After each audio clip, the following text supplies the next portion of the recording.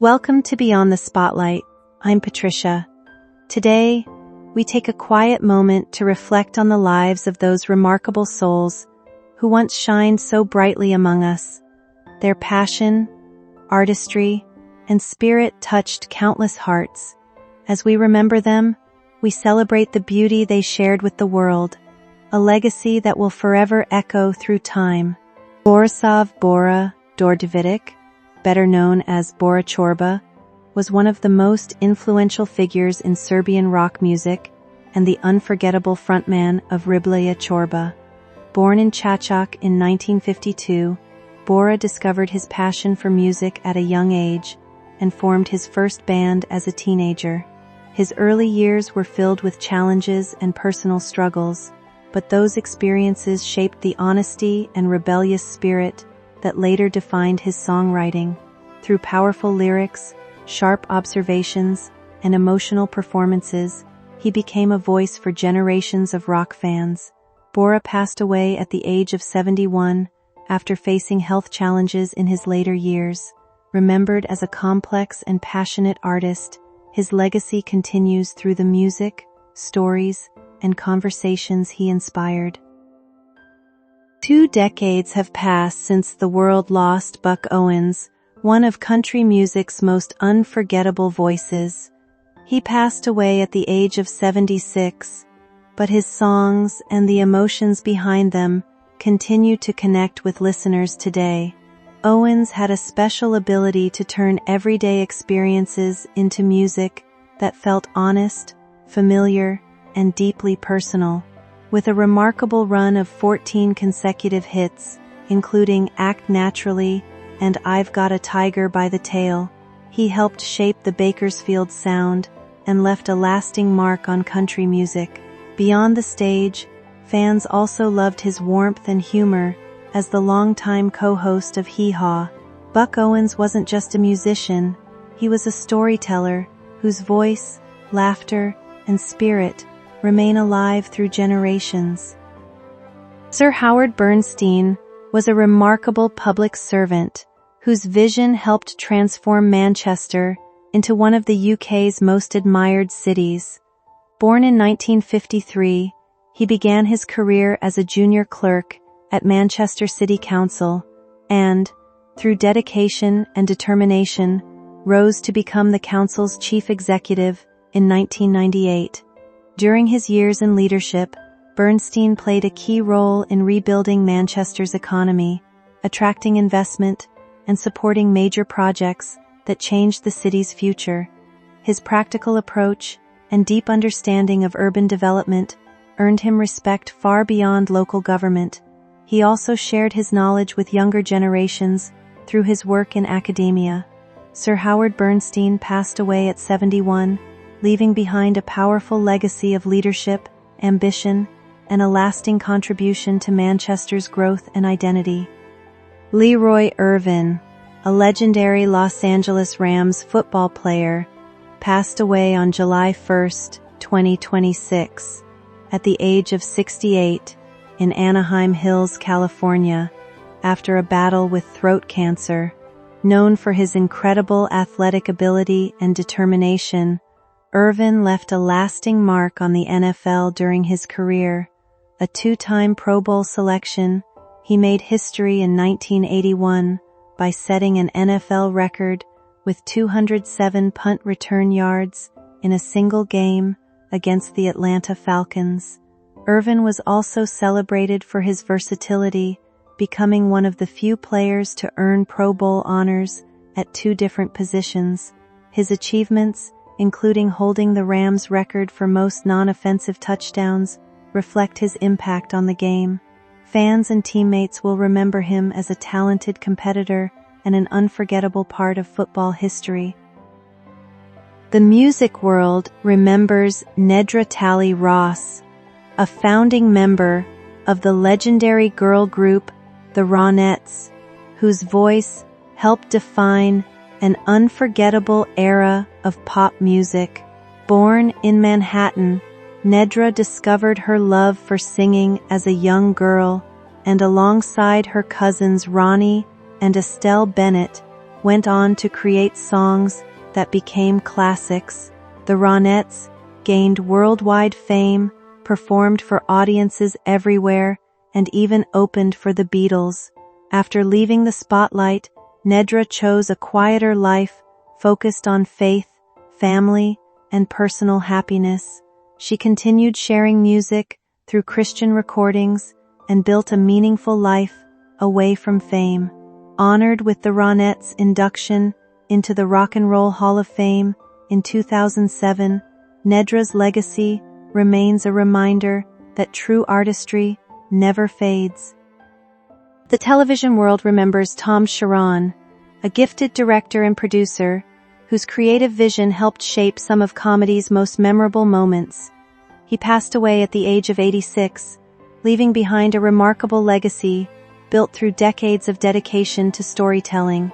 Best known for his work on the legendary sitcom Seinfeld, Chiron directed and produced 81 episodes during the show's early seasons, helping establish its unique humor and unforgettable style. His talent also guided other popular series, including Ellen, News Radio, and Caroline in the City. Although he often worked behind the camera, his influence was felt by millions of viewers. Honored with an Emmy Award and respected by his peers, Tom Chiron will be remembered as a creative force who brought laughter and warmth to television. Michael J. Fox's life is a story of ambition, transformation, illness, and extraordinary purpose. Rising from a modest Canadian childhood to become one of the most recognizable actors of his generation, he appeared to possess the energy, charm, and confidence of someone destined for an effortless future. Behind that public image, however, he faced a progressive neurological condition while still in his 20s. For years, he concealed his symptoms to protect his career and family, carrying a private burden beneath the demands of international fame. His eventual decision to speak openly changed the direction of his life. Acting became only one part of his identity, while advocacy, research funding, family, and resilience became central. His journey reveals how courage is often built through repeated choices rather than dramatic victories. A restless childhood in Canada, Michael Andrew Fox was born in Edmonton, Alberta, in 1961, and spent much of his childhood moving because of his father's military career. His father, William,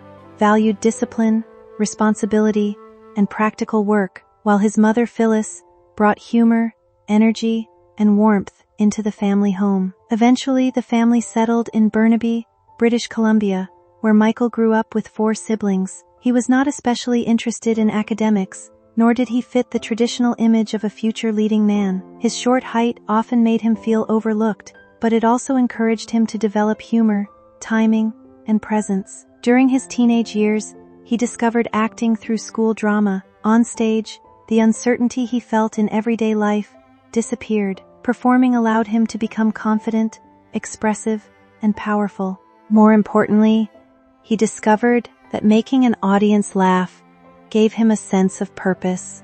At 16, he earned a role in the Canadian television series Leo and Me, proving that professional acting might be more than an unrealistic dream. His parents remained cautious, especially his father, who wondered what Michael would do if acting failed. Michael had no convincing backup plan.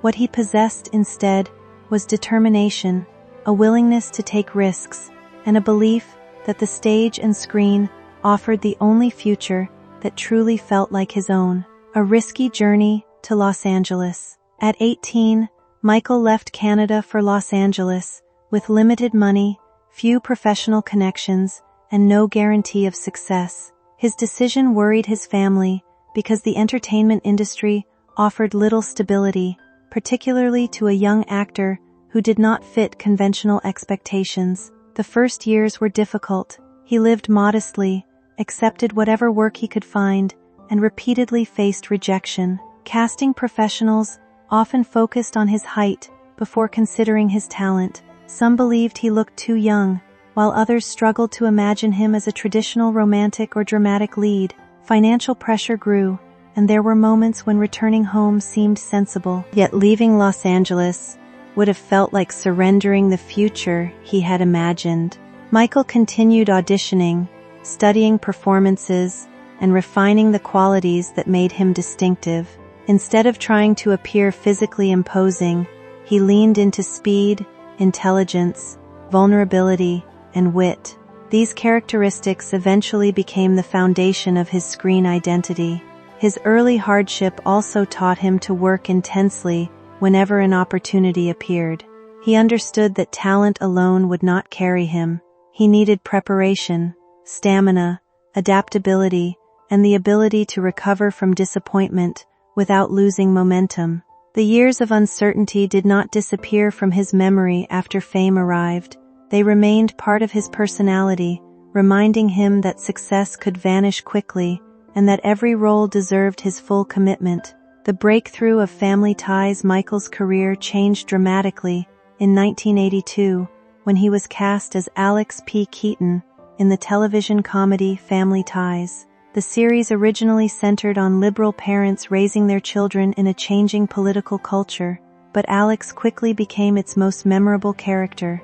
Ambitious, conservative, sharply dressed, and fascinated by business, he could easily have become a simple caricature. Michael gave him warmth, insecurity, loyalty, and emotional depth. His precise comic timing made even ordinary dialogue memorable, while his ability to shift between humor and sincerity allowed audiences to care about Alex rather than merely laugh at him. As the series grew in popularity, Michael became one of television's most recognizable young performers. Awards, magazine covers, interviews, and enormous amounts of fan mail followed. The young man who had once struggled to afford meals was suddenly financially secure and internationally admired.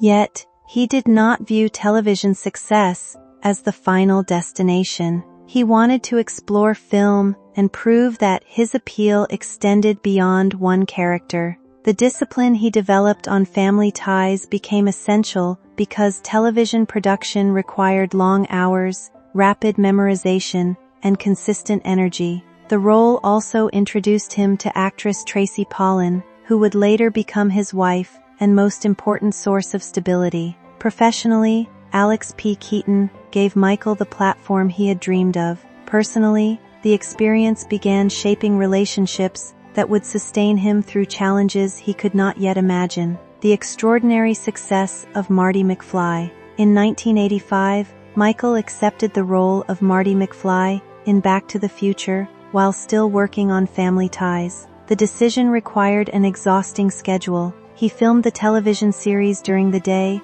and worked on the movie through much of the night, sometimes sleeping only briefly between locations. The strain was severe, but he recognized that the film offered a rare opportunity. Marty combined many of Michael's natural strengths: humor, nervous energy, emotional sincerity, physical comedy, and youthful confidence. When the film was released, it became a worldwide success and transformed Michael from a television favorite into a global movie star. Audiences connected with Marty because he was adventurous without being fearless, clever without being arrogant, and vulnerable without appearing weak. The character's relationships with his family and the eccentric scientist Doc Brown gave the film emotional depth beneath its imaginative time travel story. Sequels followed, along with major roles in comedies and dramas.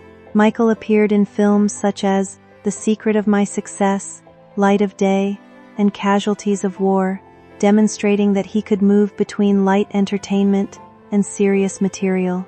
By the end of the decade, he had achieved a level of fame that once seemed impossible. He was wealthy, respected, married, and still remarkably young. From the outside, his future looked limitless.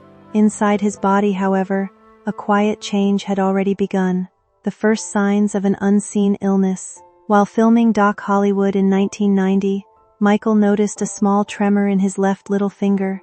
At first, the movement appeared too minor to cause serious concern. He was working constantly, exercising, traveling, and performing physically demanding scenes, so fatigue seemed like a reasonable explanation. The tremor continued, however, and was later joined by stiffness and discomfort in his shoulder.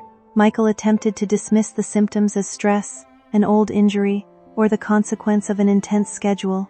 Eventually, the movement became impossible to ignore. In private moments, he watched his hand shake, despite every effort to control it.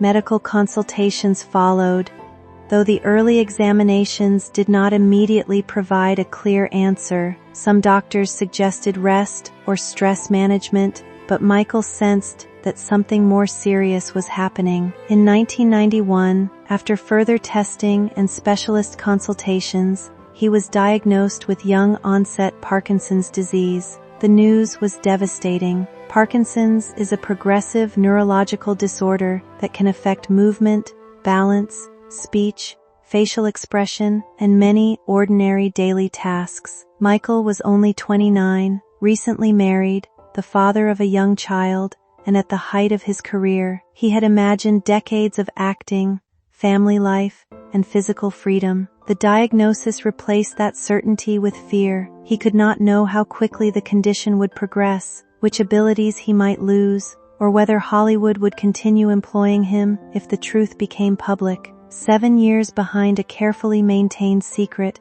Michael initially shared the diagnosis only with Tracy, close family members, and a limited group of trusted friends. He feared that revealing it would damage his career immediately. Film and television productions depend on insurance, tight schedules, and confidence that performers can meet demanding physical requirements. A progressive illness could make studios reluctant to hire him, regardless of his talent. Protecting the secret, therefore, became a demanding performance of its own. On set, he hid his trembling hand in a pocket, held props strategically, or adjusted his movements so that symptoms appeared natural. He organized medication around filming schedules, taking advantage of periods when the treatment controlled his stiffness and tremors more effectively. When the medication wore off, he sometimes withdrew to his dressing room until he regained sufficient control. The emotional cost was enormous. Interviews, public appearances, and ordinary conversations carried the risk that someone might notice. At home, there was no need to pretend. Tracy witnessed his frustration, fear, exhaustion, and growing difficulty with simple movements. She remained committed to facing the illness alongside him. Michael also struggled with unhealthy ways of managing his emotions, including periods of increased drinking, before recognizing that avoidance could not protect him. As the symptoms progressed, secrecy became more exhausting than disclosure. By the late 1990s, he understood that the truth would eventually emerge, whether he chose to reveal it or not. Advocacy under intense public scrutiny. Michael's work eventually brought him into political debates over medical research. He testified before lawmakers, supported increased scientific funding, and spoke about research approaches that he believed offered hope for degenerative conditions. These appearances required him to be visible at moments when his body was difficult to control. Parkinson's medication could reduce stiffness and allow clearer speech, but it could also produce dyskinesia, causing involuntary movements. During public testimony and campaign appearances, viewers saw him sway, shake, and move unpredictably while continuing to communicate with focus. Some critics accused him of exaggerating or manipulating his symptoms, claims that medical professionals strongly challenged. Michael responded by explaining that the movements were a real part of his treatment and daily life. Rather than engage in personal attacks, he used the controversy to educate the public about Parkinson's and the complicated effects of medication. The criticism was painful, but it drew greater attention to the realities patients face. His advocacy helped move Parkinson's research from a specialized medical concern into a national conversation about science, ethics, disability, and public investment. He repeatedly argued that the issue was not limited to political identity.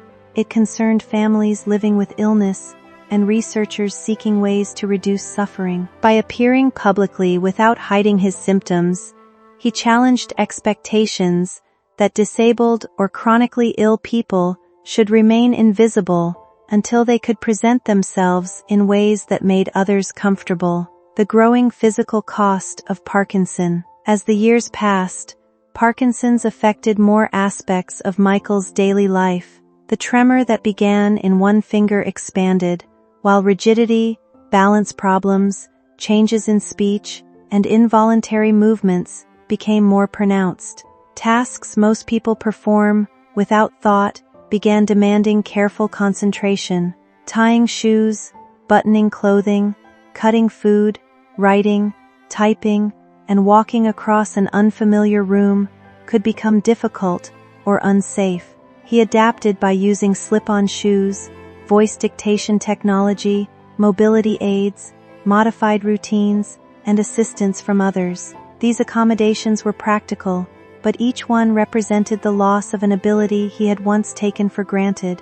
Falls became a serious danger. Injuries and surgeries created additional challenges, including lengthy periods of rehabilitation. A spinal tumor, separate from Parkinson's, required major treatment and added to the strain on his body. Recovery demanded that he relearn movements and rebuild strength while continuing to manage a progressive neurological disorder. Michael has written honestly about moments when optimism became difficult and when repeated injuries left him emotionally exhausted. His public image as an endlessly hopeful person sometimes obscured the complexity of his experience. His resilience did not mean that he never felt anger, grief, or despair. It meant that he continued acting despite those feelings. The disease required constant negotiation, when to move, when to rest, when to accept help, and when to push through discomfort without placing himself in unnecessary danger. The strength of Tracy and their family. Throughout Michael's illness, Tracy Pollan remained his central source of stability. Their marriage evolved as Parkinson's gradually altered their routines and responsibilities. Tracy became deeply involved in his care, helping with medication, movement, clothing, communication, and recovery from injuries.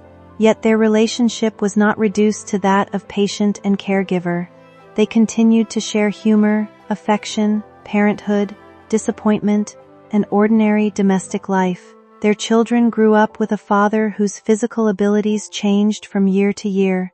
They saw the difference between his energetic performances in older films and the reality of his life at home, but they also witnessed qualities that fame could never capture fully. Michael taught them that courage could appear in the decision to attempt a difficult movement again, attend therapy after a painful fall, admit fear, or laugh when frustration might otherwise take over. Family life gave him a reason to remain engaged when public success no longer provided the same motivation. His children, and later his grandchildren, knew him not primarily as Marty McFly or Alex P. Keaton, but as a loving father and grandfather. Their acceptance helped him separate identity from physical ability. He could lose speed, balance, handwriting, and professional opportunities without losing his place within the family. Tracy's loyalty also demonstrated that enduring partnership is not built only during periods of ease. It is revealed through years of adaptation, patience, honest communication, and the repeated decision to remain present. Research progress and an expanding legacy. The Michael J. Fox Foundation grew into one of the world's most influential organizations supporting Parkinson's research. It directed vast resources toward drug development, biological research, diagnostic methods, patient participation, and clinical trials.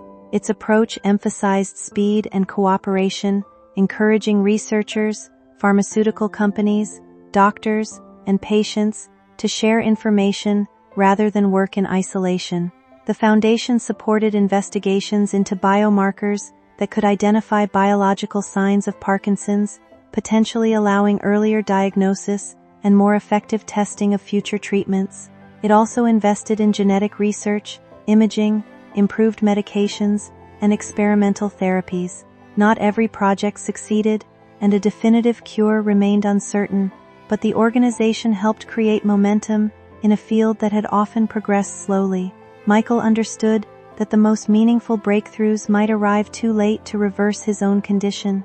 Even so, he remained committed to improving life for people diagnosed after him.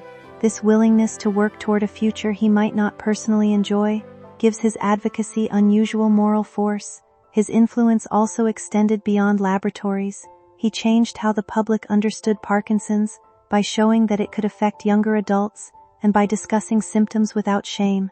Patients became participants in research rather than silent subjects. Families gained language for difficult conversations. His foundation became evidence that celebrity could be converted into long-term institutional change when attention was matched by discipline, transparency, fundraising, and scientific partnership. A life measured by more than fame, Michael J. Fox will always be remembered for the characters that made him famous, particularly Alex P. Keaton and Marty McFly. Those performances captured his youthful energy, intelligence, warmth, and instinctive ability to connect with an audience. Yet his deeper legacy emerged after his body began limiting the qualities that Hollywood had celebrated. Faced with a progressive illness, he first chose secrecy because he feared losing everything. Later, he chose honesty when hiding became unbearable. He transformed public vulnerability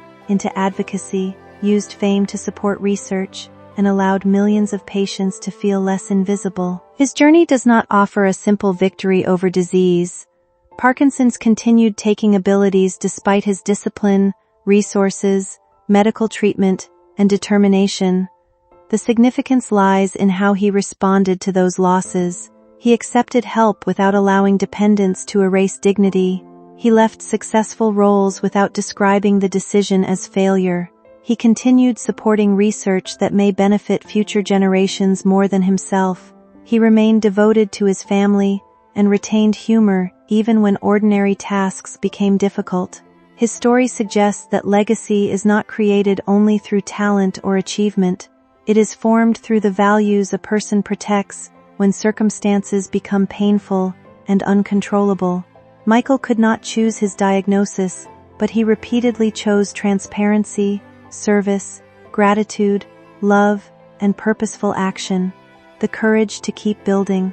The course of Michael's life changed completely from the future he imagined when he left Canada as a teenager. He expected acting to be his great challenge and fame to be his greatest achievement.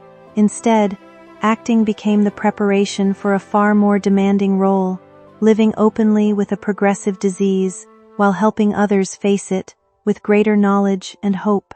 Parkinson's altered his movement, speech, memory, career, independence, and daily routine, but it did not remove his ability to decide what deserved his attention. He continued building a family life, a body of written work, a research foundation, and a culture of openness around neurological illness. His courage was not a single heroic act. It appeared in thousands of ordinary moments, taking medication, attempting physical therapy, recovering from falls, appearing in public while symptomatic, admitting limitations, and beginning again after disappointment. His life also demonstrates that resilience does not require constant strength. A person can feel frightened, frustrated, or exhausted, and still act with courage. Michael's most lasting contribution may be the example he offers of identity surviving change. He was never only the teenager inside the time-traveling car, the celebrated television star, or the patient whose symptoms attracted public attention. He remained a complete human being, capable of growth, service, humor, and love. His life shows that when one future collapses, meaning can still be built from what remains.